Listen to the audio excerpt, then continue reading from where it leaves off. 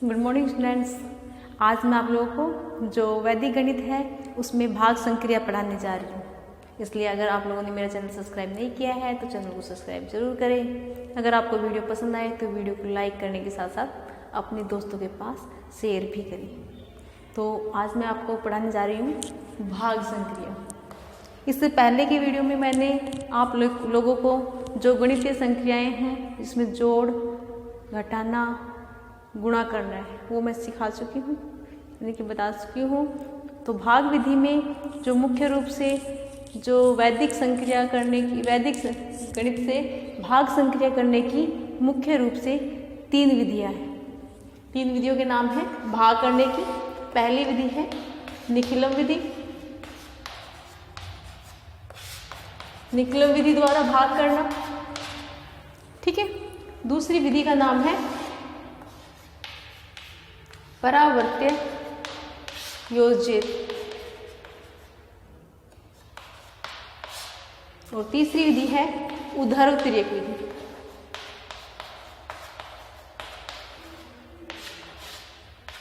इसको उधर्वतिर्यक जो विधि है उसको हम भाग करते हैं तो उसको बोलते हैं ध्वजांक विधि। ध्वजांक विधि द्वारा भाग करना,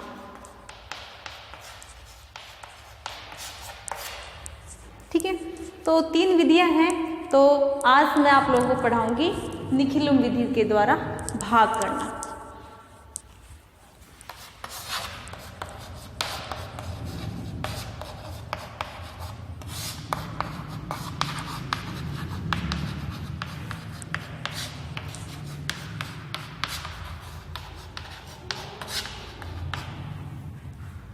तो जो हमने निखिलम विधि के द्वारा गुणा करना भी सीखा था, ठीक है।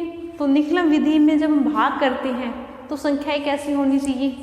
तो जो हमारे पास भाग करते हैं तो जो हमारे पास जो भाजक होता है, एक तो भाज्य होता है भाग करते हैं और एक भाजक होता है, ठीक है। भाग करते हैं इस तरह से करते हैं ना। तो जो भाजक होता है जिससे हम संख्या को भाग करते हैं, ये संख्या होती है उसको हम भाज्य बोलते हैं, और इसको जिससे भाग करते हैं उसे हम भाजक कहते हैं। तो जो भाजक होता है उसके अंक, अगर भाजक के अंक 5 से बड़ी संख्या हो तो उसके लिए निखिलम विधि बहुत ही उपयुक्त विधि है। यानी कि हम निखिलम विधि से भाग करते हैं तो संख्याओं को देखते ही हम पता लगा लेंगे कि इनमें से कौन सी विधि के द्वारा वो भाग जल्दी से जल्दी हल हो जाएगा। तो निखिलम विधि का प्रयोग हम कब करते हैं, जब हमारे पास भाजक में जो संख्याएं हैं उनके अंक 5 से बड़ी संख्या हो तो उसके लिए जो निखिलम विधि है वो बहुत ही उपयुक्त मानी जाती है, ठीक है। तो जो भाजक है उसमें जो अंक होंगे, भाजक के अंक वो 5 से बड़ी संख्या के होंगे, ठीक है। जैसे कि मैं भाग करने के लिए एक क्वेश्चन ले रही हूँ, निखिलम विधि द्वारा भाग करना, उसे एक क्वेश्चन ले रही हूँ। 311 को भाग करना है 8 से, ठीक है। तो यहाँ पे 8 5 से बड़ी संख्या है। एक क्वेश्चन और लेते हैं इसके साथ ही। 10,025 को भाग कीजिए 88 से, ठीक है। तो इसमें देखो 88 दोनों अंक 5 से बड़ी संख्या है। तो इस तरह के क्वेश्चंस को हल करने के लिए हम निखिलम विधि के द्वारा, निखिलम विधि का प्रयोग करते हैं भाग करने के लिए। तो भाग करने का तरीका क्या है, सबसे पहले हम 3 खंड बनाते हैं। कितने खंड बनाते हैं, 3, ठीक है। इस खंड को बोलते हैं प्रथम खंड, इसको मध्य खंड और इसको तृतीय खंड, ठीक है। 3 खंड बनाएंगे। तो जो हमें भाजक होगा, जो भाजक होता है हमारे पास, उस भाजक को देख के ही हम आधार निश्चित करते हैं कि इसका आधार क्या होगा, भाजक का आधार, ठीक है। तो यहाँ पे जो भाजक है वो कितना है, 8 है। तो इसमें जो आधार होगा वो आधार कितना होगा, 8 के पास की संख्या यानी कि 10 हो। ठीक है, तो 10 आधार है और भाजक 8 है, तो इसमें इसकी पूरक संख्या 2 हो जाएगी। ठीक है, तो यहाँ पे क्या लिखेंगे, भाजक। देखो प्रथम खंड में यहाँ पे लिखेंगे भाजक, भाजक 8 है तो आधार 100 है, 100 है यानी कि 10 में एक 0 है। तो जो मध्य और जो तीसरा खंड होगा, दूसरा और तीसरा जो खंड है, जो हिस्सा है, भाग है, इसमें कौन कौन सी संख्याएं आएगी, तो उसके लिए हम आधार को देख करके भाज्य के टुकड़े बना लेते हैं, यानी कि 311 के टुकड़े इस तरह से करेंगे आधार के अनुसार। आधार में एक 0 है तो एक अंक तीसरे भाग में आ जाएगा और बचे शेष 2 अंक मध्य खंड में आ जाएगा। ठीक है, अगर आधार 100 होता तो हमारे पास 2 अंक तीसरे भाग में आते, इकाई और दाही के। अब इकाई का 1 अंक आया है, बचे हुए शेष अंक मध्य खंड में। अगर आधार 100 होता तो इकाई दाही का अंक तीसरे खंड में आता और बची हुई संख्या मध्य खंड में आती। ये बात आपको ध्यान रखनी है। ठीक है, तो अपन भाग करेंगे। देखो सबसे पहले प्रथम खंड में मैंने भाजक लिखा, यहाँ पे मध्य और तृतीय खंड में भाज्य आएगा।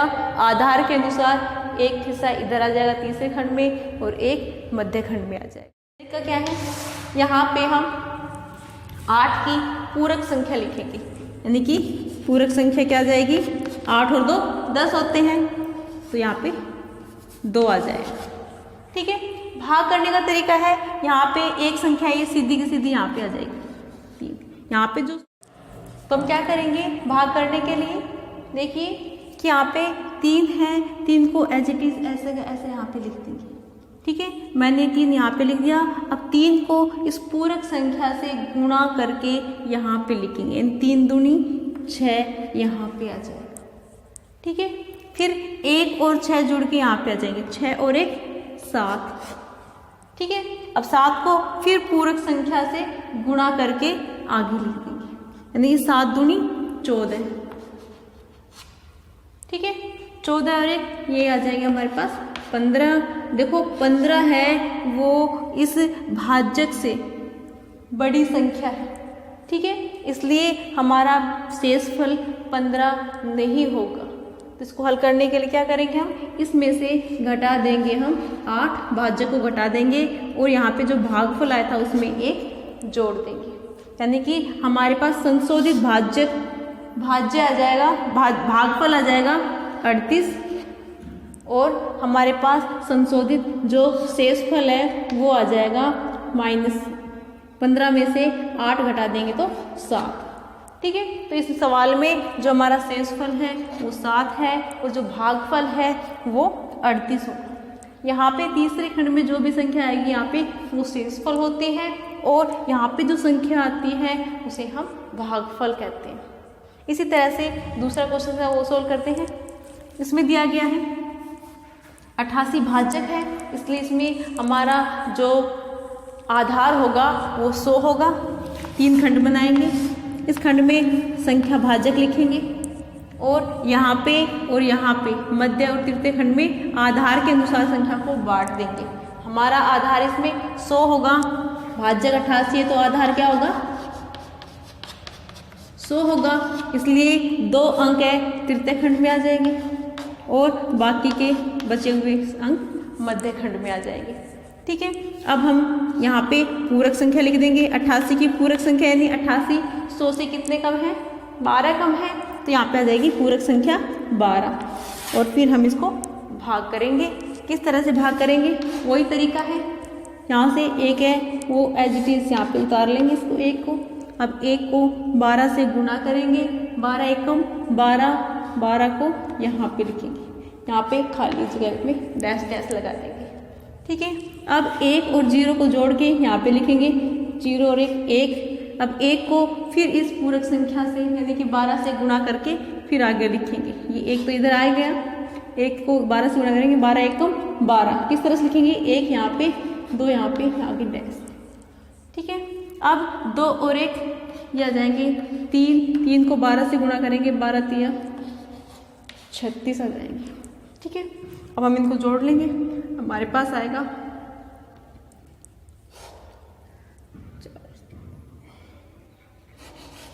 81। हमारे पास जो 81 है वो तो शेषफल आया है और भागफल आया है 113। तो देखिए 81 भाज्यक 88 से छोटी संख्या है, इसलिए हमारा आंसर सही है, यानी कि हमें संशोधित भाज्य, भागफल और शेषफल निकालने की आवश्यकता नहीं है। इसलिए ये हमारा शेषफल हो गया और ये हमारा भागफल हो गया। आप लोगों को विधि कैसी लगी? अगर वीडियो पसंद आए तो वीडियो को लाइक करने के साथ साथ शेयर जरूर करना। Thank you.